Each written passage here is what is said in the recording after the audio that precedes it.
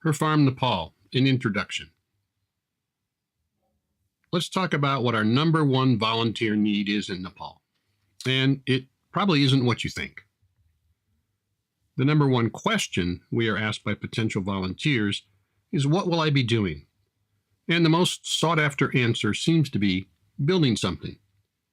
Let me share some truths about that with you, and then you can decide how you can best help us at Her Farm, and even if Her Farm is the right fit for you.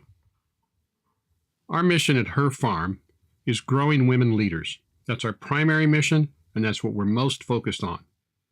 The work volunteers engage in at Her Farm is to help women prepare to be leaders in the community. Language skills, global knowledge, self-confidence, public speaking, and media are how we're reaching our goals. I'd like you to watch this short film that was made by two of the young women right here at Her Farm in our studio called Her Farm Films.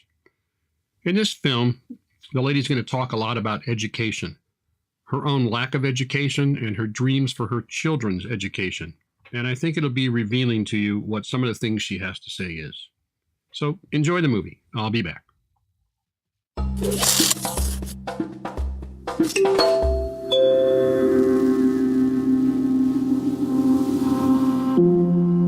बेलामा अब काल जमाना त्यही थियो, ठिक त लागेको थिएन। किन बिहे गरेँ होला मैले, किन म बोल्न सकिनँ होला, किन लाज लाग्यो होला, यो उमेरमा पढ्न पाइएन, किन बिहे गरेँ होला। अलि अहिले जस्तो जमानामा अलि बिहे नै नगरिकन बस्न पाए भने हुन्थ्यो। आफूले रोजेर ठाउँ घर हेरेर अब किन होला त्यस्तो गरेँ मैले भन्ने जस्तो लागिरहन्छ मलाई चाहिँ। यहाँ उकालो ओह्रालो हिँड्न पनि भयो, भारी बोकेर आउँदा रुँदै पनि आएँ सहरको डल्ला बोक्नलाई। पहिले दुःख पनि भयो हुन चाहिँ।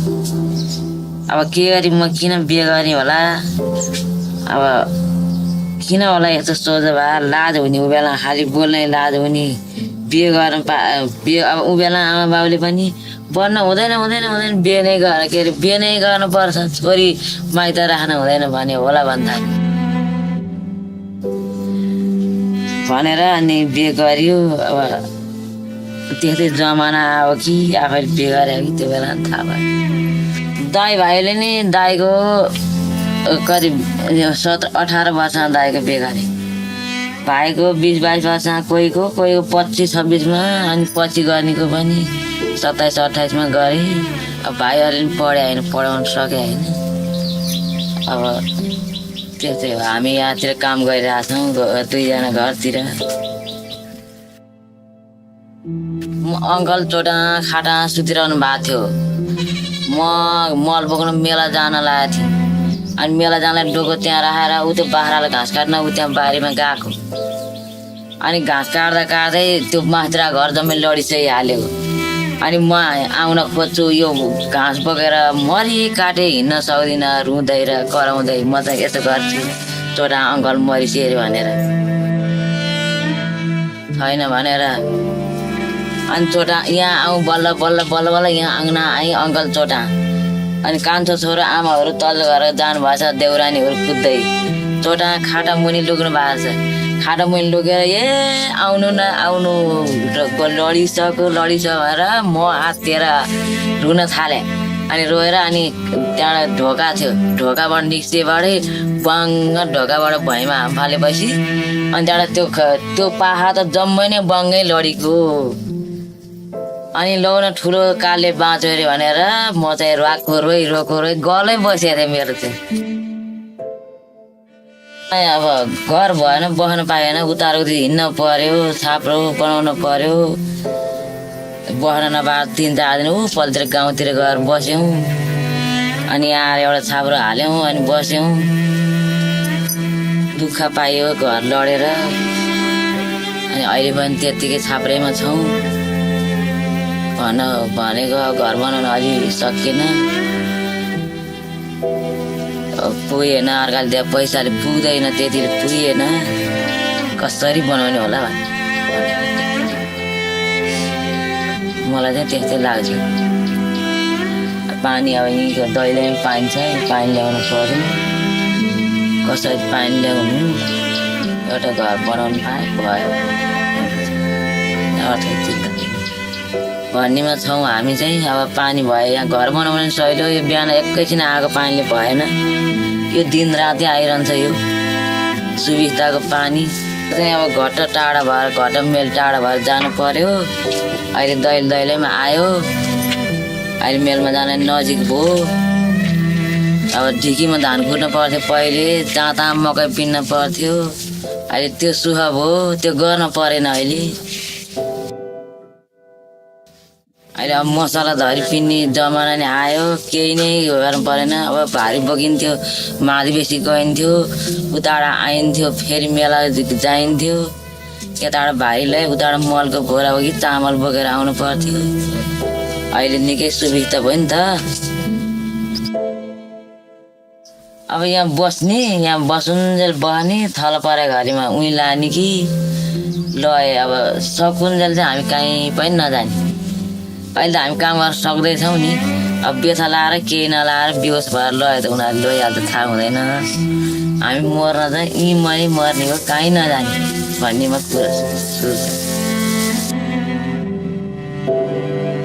यस्तोमा भुलिदिन्थेँ, लाटो भएर होला, पाठो हुन पा भए भन्नेमा चाहिँ मलाई चाहिँ त्यस्तो लाग्छ।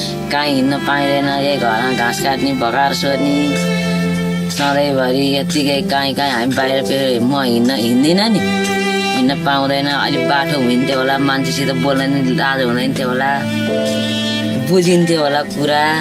यस्तो भयो, बुढालाई पनि यस्तोमा नभुल्याउँ भन्नेमा छ। मलाई त अब बढी पढ्यो अब त्यति पढ्यो, जाहिर खाओस्, धेरै बढी धन कमाओस्। अब यो खुट्टो कोदालमा किन भुल्याउनु, यो खुट्टो कोदालो खनेर जिन्दगी किन बिताउनु, बढी होस् भन्ने जस्तो लाग्यो। मैले त हामीले त पढेनौँ, दुःख पाइयो, बुढा बच्चाले दुःख नपाओस् भन्ने छ।